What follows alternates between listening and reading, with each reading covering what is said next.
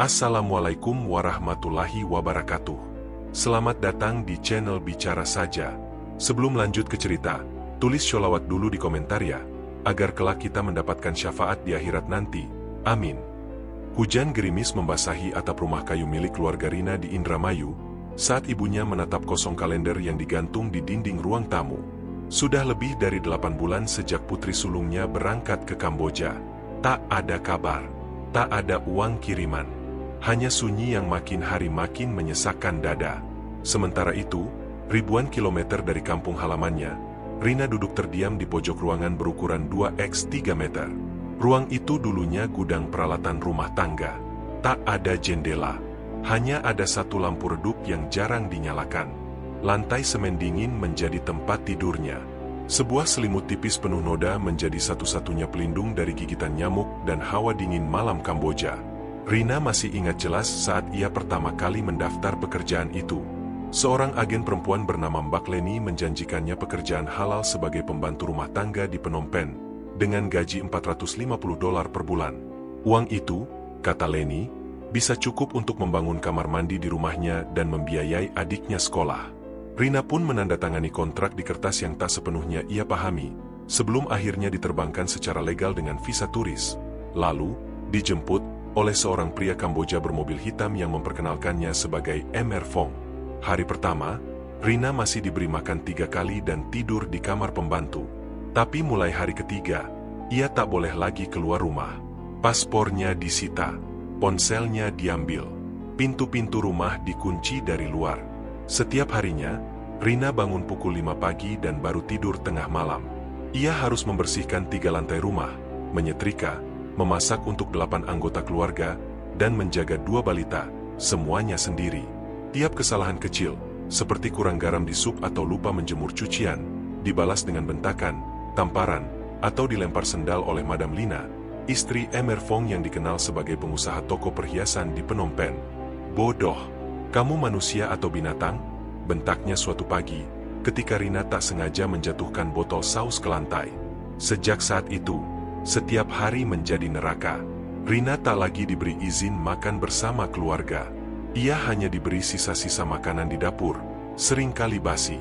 Bahkan ketika sakit perut hebat menyerangnya selama 2 hari, ia dipaksa tetap bekerja. Tak ada obat, tak ada istirahat. Rina mulai mencoret-coret dinding gudang tempatnya tidur, menghitung hari dengan garis-garis kecil. Di coretan ke-113, ia sadar bahwa ia sudah bekerja lebih dari 3 bulan dan tak menerima 1 sen pun dari janji upah $450 per bulan. Kenapa aku bisa sebodoh ini? Batinnya, sambil memeluk lutut di sudut ruangan. Apa aku akan mati di sini? Rina pernah mencoba kabur. Suatu malam, saat semua penghuni rumah tidur, ia diam-diam membuka jendela kecil dapur yang sedikit longgar. Tapi saat ia keluar ke halaman, alarm sensor gerak berbunyi. Emer Fong langsung muncul dengan wajah marah, menyeret Rina masuk dan menguncinya di gudang gelap selama 2 hari penuh tanpa makanan dan air. Untuk mempermalukannya, mereka bahkan membiarkan seekor anjing besar masuk ke dalam gudang bersamanya. Anjing itu tak menggigit, hanya terus menggonggong sepanjang malam. Tapi Rina sudah terlalu ketakutan untuk memikirkan hal lain. Ia menangis sejadi-jadinya, mengingat wajah ibunya yang renta dan rumah kecil mereka di Indramayu. Hari-hari selanjutnya, Rina menjadi seperti robot. Ia bekerja tanpa ekspresi, tak lagi berbicara, bahkan tak lagi menangis. Di balik mata sayunya, ia hanya berharap satu hal, bisa hidup cukup lama untuk melihat matahari dari jendela rumahnya di kampung. Sampai suatu malam, harapan itu muncul dari tempat yang tak disangka. Seorang tamu dari luar negeri, wanita paruh baya asal Thailand, berkunjung ke rumah majikannya. Ia berbicara dalam bahasa Inggris, sesekali melirik ke arah Rina yang sedang menyapu. Ketika Rina tanpa sengaja menjatuhkan sapu, wanita itu tersenyum dan berkata pelan dalam bahasa Melayu campuran, "Kamu orang Indonesia?" Rina mengangguk, takut menjawab. Wanita itu lalu memegang tangan Rina dengan lembut dan berkata, "Saya kenal teman kamu di konsulat. Kamu mau pulang?" Mata Rina membelalak. Untuk pertama kalinya setelah berbulan-bulan, cahaya harapan kecil menyala. Ia tak sempat menjawab, hanya mampu mengangguk cepat dengan mata berkaca-kaca. Beberapa hari kemudian, ketika majikannya pergi keluar kota, Sekelompok orang dari LSM lokal dan seorang staf KBRI mendatangi rumah tersebut dengan surat resmi dan aparat lokal. Mereka menyita dokumen, memeriksa rumah, dan akhirnya membawa Rina keluar dari tempat itu, dalam keadaan lemah, kurus, dan trauma berat. Rina dipulangkan ke shelter perlindungan WNI di Phnom Penh, tempat ia dirawat dan didampingi psikolog. Butuh waktu berminggu-minggu sebelum ia bisa berbicara normal lagi. Di shelter itulah ia bertemu dengan puluhan TKW lain, dengan cerita yang tak kalah kelam. Ia sadar bahwa dirinya bukan satu-satunya. Neraka yang ia alami hanyalah satu dari ratusan kisah tragis yang disembunyikan dunia. Langit Phnom Penh mendung pagi itu. Hujan belum turun, tapi udara lembab dan pengap menyelimuti shelter tempat para TKW yang diselamatkan dari berbagai kekejaman berkumpul dan memulihkan diri. Rina duduk di kursi plastik dekat jendela. Tubuhnya sudah lebih sehat sejak keluar dari rumah majikan, tapi hatinya masih penuh luka. Meski telah menerima makanan layak dan tidur di kasur empuk shelter, rasa takut dan perasaan tak berguna masih membekas dalam dirinya. Ia sering terbangun tengah malam, mendengar kembali suara teriakan Madam Lina dalam mimpi. Di sampingnya duduk seorang perempuan muda berambut ikal kusut dan kulit yang tampak lebih gelap karena terlalu lama terkena matahari. Namanya Ani Marlina, 27 tahun, berasal dari Lumajang, Jawa Timur. Suaranya pelan, matanya sembab. Tapi saat ia bicara pada Rina, kisahnya terdengar seperti mimpi buruk yang lebih kelam dari apapun yang pernah Rina alami. Aku sudah berpindah 5 kali, Ani membuka cerita. Dan setiap kali aku dipindahkan, aku dijual, kayak ayam di pasar malam. Rina menoleh. 5 kali. Ani mengangguk. Ia mulai menceritakan kisahnya, dan Rina menyimak, ngeri dan terpaku. Awalnya, Ani juga diberangkatkan oleh agen yang menjanjikan kerja di salon kecantikan di Kamboja. Tapi setibanya di sana, ia langsung dibawa ke sebuah rumah besar di distrik Tolkor. Di sana, ia disuruh bekerja sebagai pembantu tanpa waktu istirahat. Ketika ia mengeluh, sang majikan memanggil agen dan berkata, "Ambil ini, ganti yang baru." Agen itu datang malam hari, menarik Ani dari rumah itu tanpa banyak bicara, lalu membawanya ke rumah lain. Kali ini rumah milik pasangan tua, tapi mereka bahkan lebih kejam. Setiap pagi, Ani harus bangun jam 4 untuk menyapu halaman sepanjang 200 meter, memasak, mencuci, lalu menyeka seluruh lantai rumah dengan tangan, tanpa alat pel. Ketika Ani tidak sanggup karena haid dan sakit perut, ia ditampar dan disiram air. 2 hari kemudian, ia dipindahkan lagi. Di rumah ketiga, Ani bertemu dengan seorang majikan yang lebih muda, seorang pria lajang kaya. Tapi justru disinilah ia mengalami pelecehan paling berat.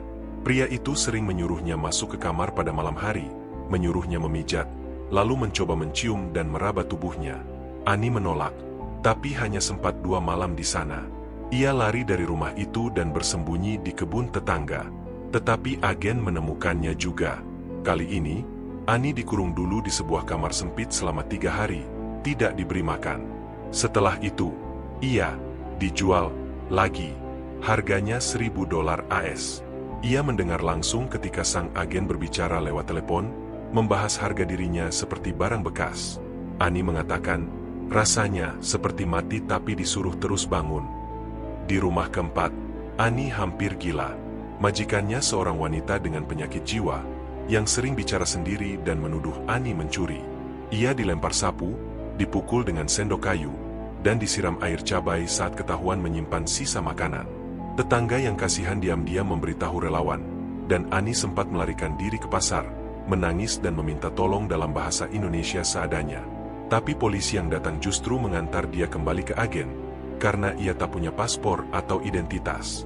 Rumah kelima menjadi tempat terpanjang ia tinggal, hampir 7 bulan. Keluarga itu lebih diam, tak terlalu kasar, tapi tak menganggap Ani sebagai manusia. Ia hanya dipanggil dengan siulan, disuruh jongkok di lantai kalau menjawab perintah. Mereka bahkan tak mau menyebut namanya. Kalau aku bicara terlalu keras, mereka siram aku pakai air sabun.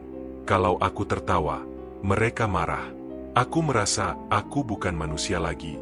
Rin, aku cuma alat bersih-bersih. Aku lupa caranya senyum. Air mata mengalir di pipi Ani. Rina menggenggam tangannya erat. "Lalu gimana bisa sampai ke sini?" tanya Rina. "Aku pura-pura pingsan di pasar, Waktu dikasih tugas belanja, seseorang dari organisasi relawan lihat dan bawa aku ke rumah sakit. Dari situ, mereka kontak KBRI dan aku dibawa ke sini.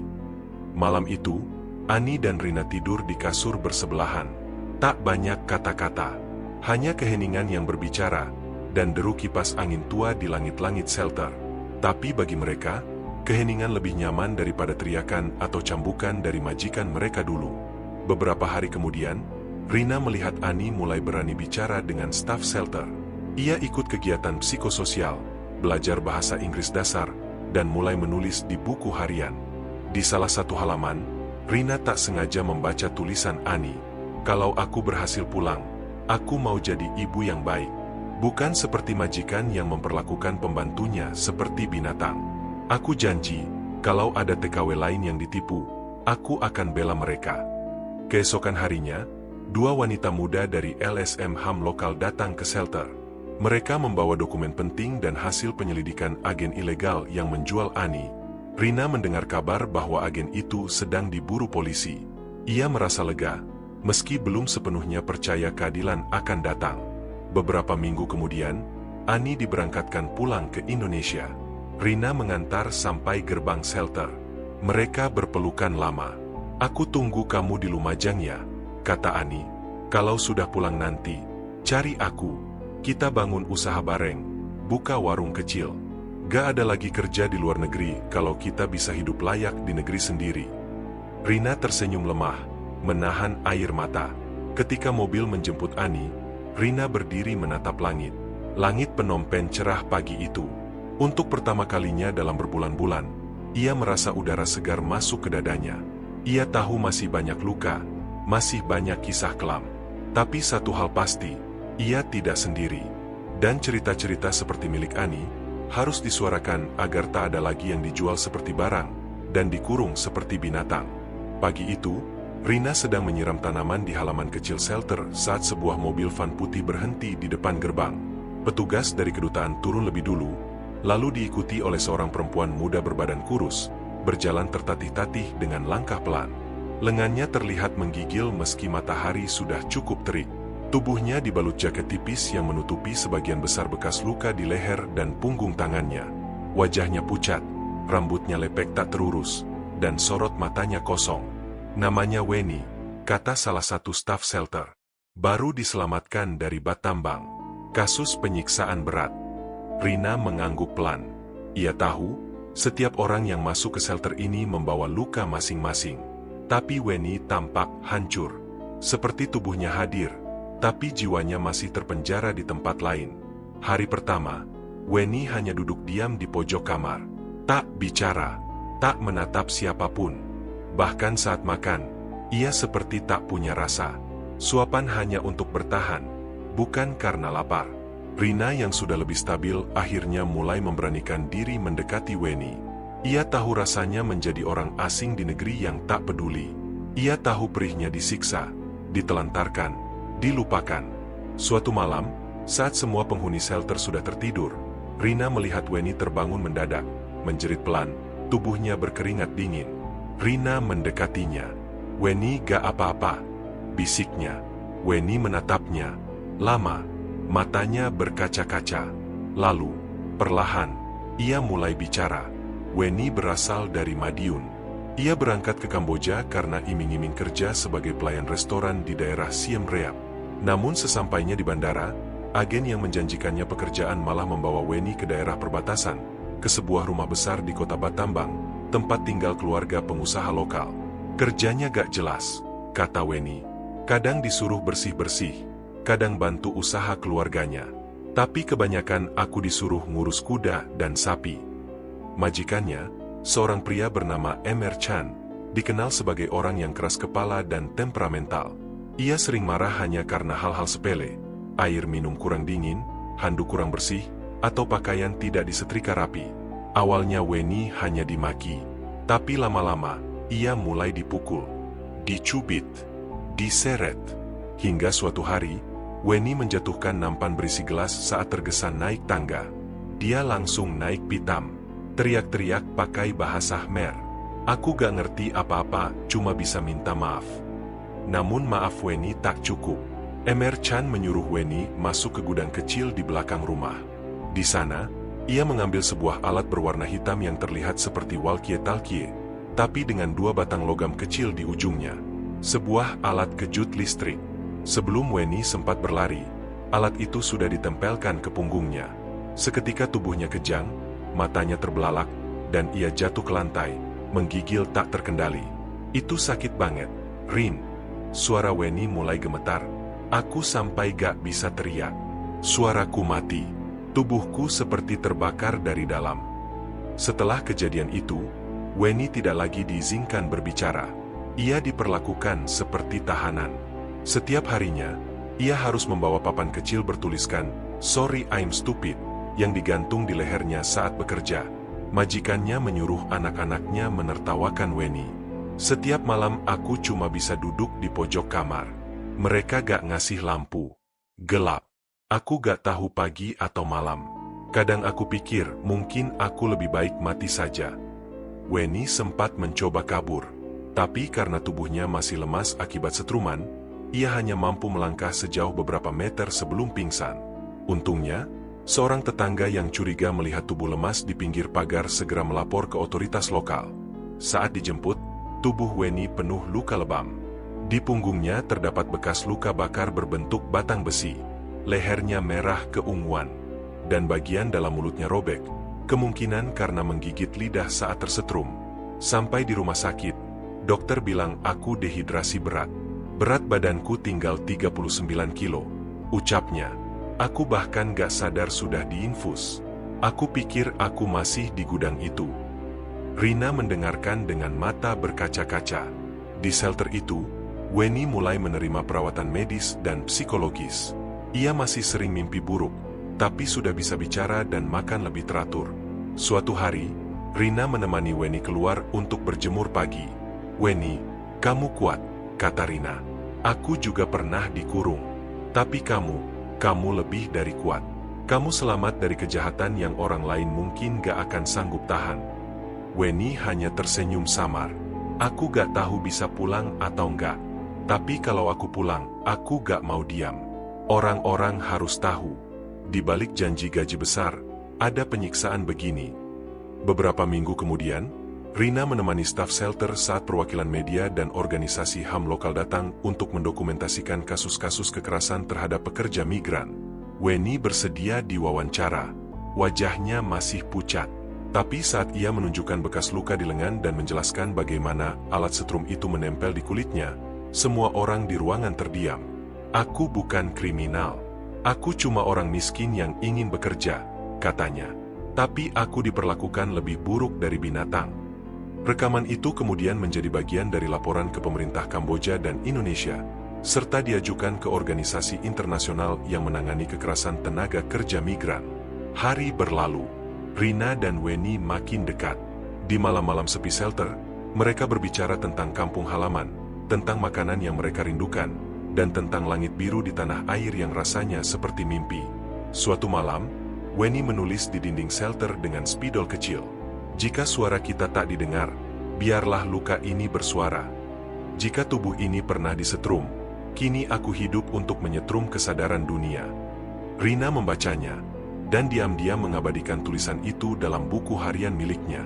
Ia sadar, semakin banyak cerita kelam yang terungkap. Dan ini baru permulaan. Masih ada puluhan, bahkan ratusan perempuan Indonesia lain yang mungkin sedang terkunci di balik tembok asing, meringkuk ketakutan, menunggu keajaiban seperti Weni dan dirinya. Pagi itu, Rina terbangun lebih cepat dari biasanya. Matanya masih berat, tapi suara gaduh dari arah ruang depan shelter memaksanya bangkit. Di ruang tengah, beberapa staf LSM berdiri dengan ekspresi serius. Seorang wanita tua berkerudung lusuh duduk membungkuk di kursi plastik. Tangannya gemetar, matanya sayu seperti sudah menunggu maut sejak lama. Tubuhnya ringkih, pipinya cekung, dan kulit tangannya penuh bekas luka kecil. "Namanya Siti Mamunah," kata staf dari KBRI kepada Rina. "Dia gak punya paspor, gak ada kartu, gak tahu usia pasti. Sudah 3 tahun hidup seperti bayangan di kota ini." Rina menatap wanita itu, seperti menatap masa depannya sendiri jika tak pernah diselamatkan. Seseorang yang menghilang dalam sunyi, tak pernah tercatat, tak pernah ditemukan. Saat ditanya, Siti hanya bisa menjawab pelan. Suaranya berat dan seperti ragu-ragu akan namanya sendiri. Aku, Siti, dari Cirebon, mungkin umurku 40. Ia tak ingat pasti kapan terakhir melihat rumahnya. Ia hanya mengingat kampung kecil di pinggir sawah, dan ibu yang sakit-sakitan. Ia ingat dijanjikan pekerjaan di Malaysia oleh seorang tetangga. Tapi entah bagaimana, ia justru dibawa ke Kamboja lewat jalur darat dari Thailand. Saat itu ia masih muda, tidak bisa baca tulis, tidak tahu jalur legal dan ilegal. Paspor diserahkan begitu saja kepada agen saat di Hat Yai, dan tak pernah dikembalikan. Siti sempat bekerja sebagai pembantu di daerah Prek Phnom, di rumah besar seorang pejabat lokal. Tapi setelah 2 tahun, ia dibuang begitu saja tanpa upah. Alasan majikan, dia sudah tua, tak bisa kerja cepat. Siti tidak dikembalikan ke agen, tidak dikirim pulang. Ia hanya diturunkan di dekat pasar Rorusi, dengan tas plastik berisi 2 potong pakaian bekas dan 10.000 rial. Dari sanalah petualangan sunyi Siti dimulai. Ia tidur di emper toko, memungut sisa makanan, membersihkan toilet restoran demi semangkuk nasi. Tidak punya teman, tidak tahu harus kemana. Bahkan tidak bisa menjelaskan kepada siapapun bahwa ia warga Indonesia. Satu-satunya identitasnya adalah sepotong kalimat dalam bahasa Jawa, "Nyun tulung, aku pengin mulih." Selama hampir 3 tahun, Siti jadi hantu di pasar dan lorong sempit Phnom Penh. Kadang, ia membantu tukang sayur membersihkan kios. Kadang, ia hanya duduk menunggu belas kasihan. Beberapa orang yang kasihan memberinya tempat tidur di bawah tangga toko. Namun banyak pula yang menganggapnya gila. Orang asing yang tak bisa bicara Khmer, terlihat linglung, dan tidak punya dokumen. Bahkan saat aparat setempat menangkapnya, ia hanya dikurung 2 malam lalu dilepas lagi, karena tak ada yang tahu siapa dia dan dari mana asalnya. Rasanya kayak mati pelan-pelan, ucap Siti kepada Rina suatu malam. Tiap hari aku minta sama Gusti Allah, mati wae, nek ora yeso mulih, mati saja, kalau gak bisa pulang. Rina mendengarkan dengan mata berkaca-kaca. Ini bukan kisah kekerasan fisik, tapi bentuk penyiksaan paling sunyi, dilupakan. Lalu, harapan datang dari sebuah foto. Seorang relawan dari komunitas migran Indonesia memotret Siti dan mengunggahnya ke media sosial. Menulis, "Apakah ada yang mengenal ibu ini? Dia mengaku dari Cirebon." Foto itu viral kecil-kecilan. Lalu ajaibnya, seorang pemilik warung makan di Cirebon melihat wajah Siti dan mengenalinya. Ia menghubungi anak Siti, seorang pria bernama Rizal, yang langsung mengontak KBRI. "Aku nangis, Neng," kata Siti. "Anakku masih hidup, masih cari aku. Padahal aku pikir mereka pasti sudah anggap aku mati." Kini, di shelter, Siti mulai pulih. Ia ikut kelas keterampilan bersama Rina dan Weni. Gerak tubuhnya masih lamban, tapi ia mulai tersenyum. Ia mulai menjahit. Ia mulai bicara, perlahan, tentang harapannya. "Aku pengin pulang. Aku pengin ketemu anakku. Pengin minta maaf karena ninggalin mereka. Aku pengin mati, tapi mati di tanah sendiri." Namun proses pemulangannya tak mudah. Karena tak punya dokumen sama sekali, KBRI harus bekerja keras memverifikasi identitas Siti. Mereka menghubungi RT dan kepala desa tempat ia dulu tinggal, memeriksa data kelahiran dan kesaksian tetangga. Butuh waktu 2 bulan hanya untuk mengurus surat laksana paspor, dokumen darurat agar Siti bisa kembali ke Indonesia. Selama proses itu, Rina selalu menemani Siti, membacakan surat dari anaknya, memperdengarkan suara cucunya lewat rekaman WhatsApp. Suatu hari, Siti berkata, "Kalau aku sampai pulang, aku mau sujud di tanah, mencium bau sawah, cium tangan anakku. Habis itu, terserah Allah." Akhirnya hari itu tiba. Siti mengenakan pakaian baru sumbangan dari LSM. Di tangannya, tas kecil berisi baju dan salinan dokumen pemulangan. Matanya berlinang, tapi senyumnya utuh. Rina memeluknya erat. "Titip salam buat tanah Cirebon, ya Bu." Siti mengangguk. "Kowe kudu pulang juga, Rin. Kita semua harus pulang. Kita ini bukan milik negeri orang." Saat mobil menjemput Siti menuju bandara, Semua penghuni shelter keluar dan melambai. Ada haru, ada tawa kecil, dan ada harapan yang ikut menguap ke langit Phnom Penh. Hari itu, Rina kembali duduk di ranjangnya, membuka buku harian dan menulis. Namanya Siti Ma'munah. Tapi ia pernah hidup tanpa nama, tanpa negara, tanpa siapa-siapa. Tapi sekarang dia pulang. Dan aku percaya, yang hilang bukan berarti mati. Kadang, mereka hanya tersesat. Dan semua yang tersesat butuh cahaya untuk pulang. Jam menunjukkan pukul 2.30 dini hari, tapi Rina belum bisa tidur. Matanya menatap langit-langit shelter yang remang-remang. Telinganya menangkap suara kipas tua yang terus berdengung pelan. Di luar jendela, hujan turun rintik-rintik, mengetuk genting seperti isyarat dari langit bahwa luka-luka yang belum sembuh tak bisa dibungkam oleh waktu. Sejak Siti Ma'munah pulang, suasana shelter berubah. Tak ada lagi suara tawa kecil di sudut dapur saat pagi. Rina, Nia, dan Weni merasa kehilangan. Tapi pagi itu, sosok baru datang. Dan keberadaannya membawa warna yang berbeda, sunyi yang lebih sunyi dari diam itu sendiri. Perempuan muda itu mengenalkan dirinya sebagai Dina Laraswati, 26 tahun, dari Purworejo, Jawa Tengah. Tubuhnya sehat, tak ada luka terbuka, wajahnya bersih, rambutnya masih rapi, tapi sorot matanya kosong, datar, tidak ada senyum, tidak juga amarah. Seolah semua emosi dalam dirinya telah dimatikan. Dina dikirim ke Kamboja oleh seorang kerabat jauh yang menjadi calo tenaga kerja. Ia dijanjikan kerja sebagai sekretaris hotel di Phnom Penh. Tapi setibanya di sana, bukan meja kerja yang ia temui, melainkan sebuah kamar sempit di lantai 3 sebuah apartemen tua di distrik Mean Chey. Ia diminta menunggu pelatihan, lalu dikurung dengan alasan karantina sementara. 3 hari pertama, ia masih diberi makanan secara teratur, tapi tidak diizinkan keluar kamar. Pintu dikunci dari luar, jendela disekat teralis. Ia diberi ponsel murah yang hanya bisa digunakan untuk menerima pesan dari nomor tertentu. Lalu teror pun dimulai. Setiap malam, pukul 2 dini hari, seseorang akan berjalan perlahan di luar pintunya. Suara langkah berat, serat, dan kadang seperti menyeret benda logam. Setiap kali Dina mendekat, suara itu hilang. Tapi begitu ia duduk kembali, suara itu datang lagi. Ia mencoba bertanya lewat ponsel. Siapa di luar? Jawaban yang ia terima hanya satu foto. Dirinya sendiri, sedang tidur. Dina mulai ketakutan. Ia menyalakan lampu terus-menerus. Tapi listrik tiba-tiba sering mati di malam hari. Pintu kamarnya diketuk pelan berulang kali. Kadang dengan pola aneh seperti kode.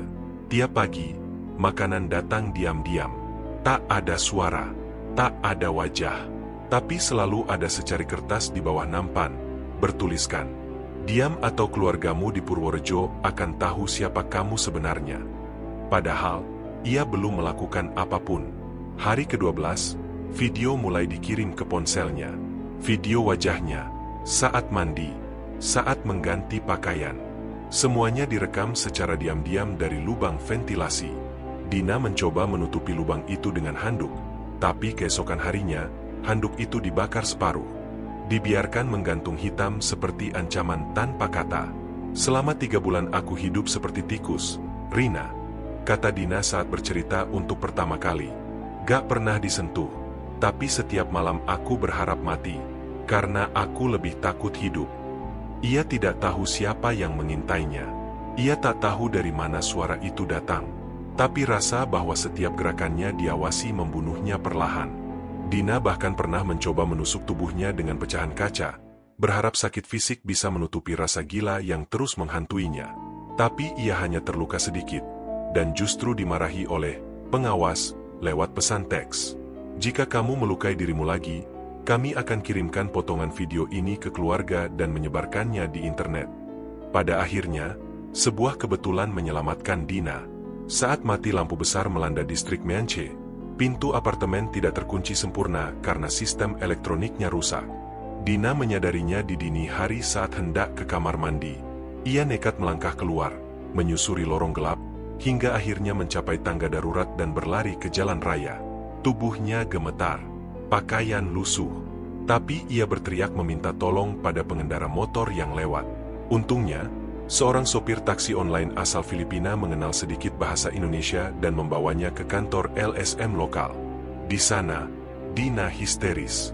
Ia tidak bisa berbicara normal selama 2 hari. Trauma dalam dirinya terlalu dalam, padahal tak satu pun luka terlihat di tubuhnya. Kini, di shelter, Dina menjalani terapi psikologis intensif. Tapi ia masih sering tidur dengan lampu menyala. Masih sering menjerit saat mendengar suara langkah kaki di lorong. Dan yang paling menakutkan, ia masih percaya bahwa dirinya diawasi, meski dinding shelter telah diperiksa berkali-kali. Rina mulai dekat dengannya. Mereka berbicara pelan, kadang hanya duduk berdampingan tanpa kata. Dina, kamu selamat sekarang. Gak ada kamera di sini. Gak ada yang mau lukai kamu, ucap Rina suatu malam. Tapi Dina hanya membalas, aku tahu, tapi bagian dari otakku gak percaya. Pada suatu sesi kelompok, Rina, Nia, Weni, dan Dina duduk melingkar. Psikolog dari KBRI memandu diskusi tentang luka yang tak terlihat. Dina akhirnya berbicara, kalau ada yang mukul kita, ada lebam.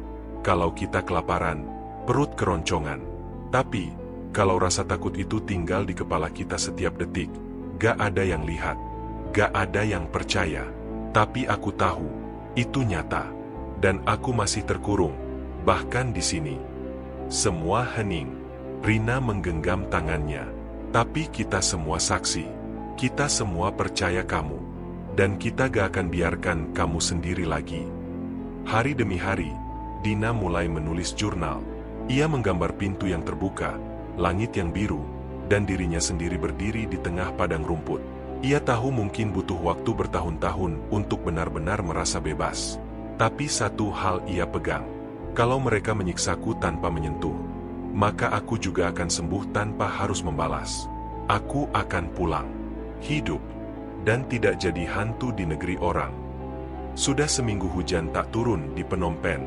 Udara panas menyengat, dan debu beterbangan di sepanjang jalan-jalan sempit. Di shelter, kipas angin tak lagi mampu mengusir rasa gerah, tapi lebih sulit lagi mengusir rasa tidak nyaman yang baru saja datang bersama seorang perempuan bernama Tika Salimah. Ia datang pada malam yang aneh. Saat itu petugas shelter menerima telepon dari seorang biksu muda di Kampung Speu yang menemukan Tika duduk termenung di depan altar kuil. Ia menolak bicara, hanya menggenggam rambutnya sendiri dan terus menggumam, aku bukan milik mereka, aku bukan milik mereka. Tika, 23 tahun, asal Klaten, sebelumnya bekerja di rumah seorang dukun kaya keturunan Tionghoa Khmer di daerah pegunungan Kampung Speu. Di iklan kerja, ia ditawari pekerjaan merawat wanita lansia yang sedang sakit jiwa. Tapi ternyata, sang wanita itu adalah istri majikannya, yang sehari-hari tinggal di kamar belakang dengan tubuh penuh lilitan benang hitam, tak bisa bicara, dan sering menangis sendiri di malam hari. Aku pikir dia sakit biasa, kata Tika kepada Rina pelan. Tapi tiap malam, suara-suara muncul dari ruangannya, kayak bukan manusia. Pada minggu kedua, Tika mulai diperintah mengikuti berbagai ritual pengobatan. Ia diminta menyapu rumah dengan daun kering yang dibakar, lalu mencuci lantai menggunakan air yang telah dicampur darah ayam. Majikannya berkata, itu bagian dari membersihkan aura buruk. Ia menolak, tapi si dukun memelototinya dan berkata, kalau kamu tak taat, kau akan dikunci oleh arwah penghuni rumah ini. Malam itu, pintu kamarnya terkunci sendiri.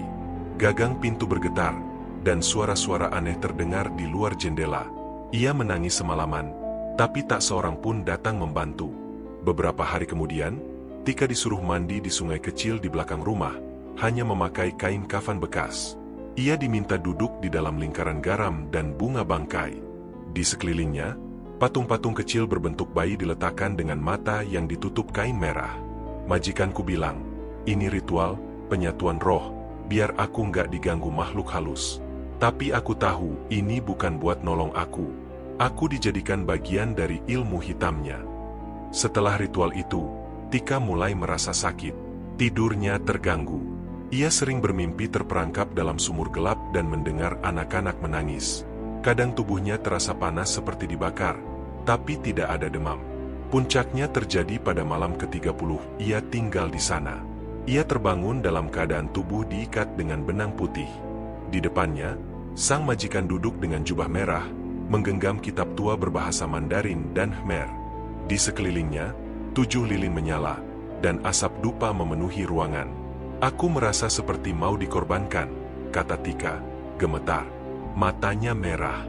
Dia bilang, "Aku akan hidup kekal, karena kamu sudah terikat dengan roh penjaga rumah ini." Tika menjerit, meronta, tapi tak ada yang peduli. Bahkan wanita tua yang selama ini ia rawat hanya menutup wajahnya dengan selimut, gemetar tanpa suara. Keesokan harinya, Tika kabur. Ia nekat keluar dari jendela kamar mandi, berlari tanpa alas kaki menuju jalan utama. Ditemukan oleh seorang biksu muda, ia dibawa ke kuil, diberi makan, lalu diantar ke shelter. Saat tiba di shelter, Tika seperti orang linglung. Ia tidur dengan lampu menyala penuh. Setiap malam, ia menyebar garam di bawah tempat tidurnya. Ia menolak makan makanan tertentu karena takut diracun dari dalam. Rina dan Dina menemaninya, perlahan-lahan mendekati hati Tika yang terbungkus trauma spiritual. "Aku bukan orang gila," katanya suatu hari pada Rina. "Tapi aku merasa jiwaku masih di rumah itu, masih diikat." LSM yang mendampingi Rina mencoba membawa kasus Tika ke jalur hukum. Tapi karena tak ada bukti kekerasan fisik dan semua praktik mistik itu dianggap kepercayaan pribadi oleh otoritas lokal, tidak ada pasal hukum yang bisa menjerat si majikan. Bahkan beberapa warga lokal menyebut sang dukun sebagai penyembuh terkenal yang kerap dipanggil tokoh politik. Maka, sekali lagi, korban harus diam. Keadilan tak berlaku untuk mereka yang terluka secara tak kasat mata. Di shelter, Tika mulai menulis. Tapi bukan tulisan biasa, ia menggambar simbol-simbol yang pernah ia lihat. Gambar patung bayi dengan mata tertutup, lingkaran benang, dan huruf asing. Psikolog menyebut ini sebagai bentuk peluruhan trauma, cara tubuh melepaskan sisa-sisa horor spiritual yang masih mengendap. Rina menyimpannya. "Nanti, kita bakar semua kertas ini," ujarnya. "Sebagai tanda, kamu bebas." Tika mengangguk. Tapi malam itu, Rina melihat Tika tidur sambil menggenggam jimat kecil dari kain merah yang ia sembunyikan di sakunya. Mungkin belum sepenuhnya bebas, tapi sudah selangkah lebih dekat dari kegelapan. Beberapa bulan kemudian, Tika memilih pulang ke Indonesia dengan pendampingan khusus. Ia ingin diruqyah di kampungnya. Ia ingin kembali menjadi dirinya sendiri. Sebelum pulang, ia menyampaikan satu pesan kepada Rina. "Kalau kamu ketemu TKW lain yang ngalamin hal serupa, bilang ke mereka bukan mereka yang lemah, tapi dunia yang terlalu takut pada hal yang tak bisa dijelaskan." Hari itu, shelter kedatangan tamu istimewa. Seorang dokter relawan dari LSM Jerman datang untuk melakukan pemeriksaan rutin kepada para penghuni. Rina dan beberapa TKW lainnya antre dengan tenang, duduk sambil memegang kertas data medis masing-masing. Namun di tengah sesi pemeriksaan, suara ambulans tiba-tiba berhenti di depan pintu shelter. Dari dalam, 2 petugas medis menurunkan tandu.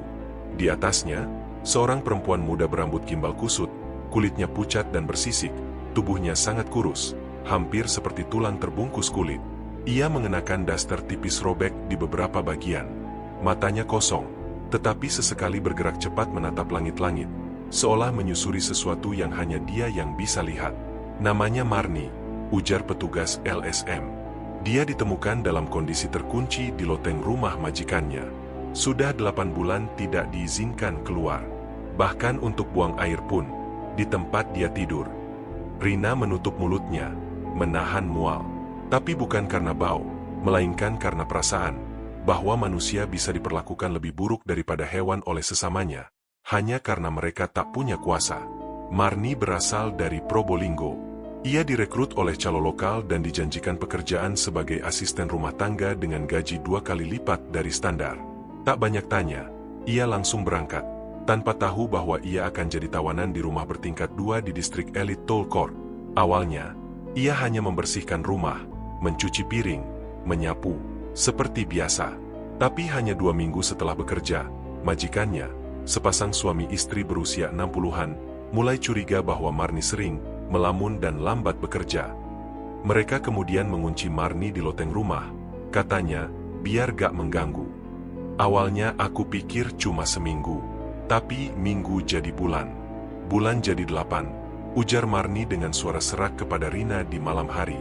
Loteng tempat Marni dikurung hanya berukuran 2x3 meter. Tidak ada ventilasi yang layak. Lantai beton kasar. Tidak ada tempat tidur. Hanya selembar tikar dan selimut bau. Ia diberi makan 2 kali sehari, nasi basi dan air keran.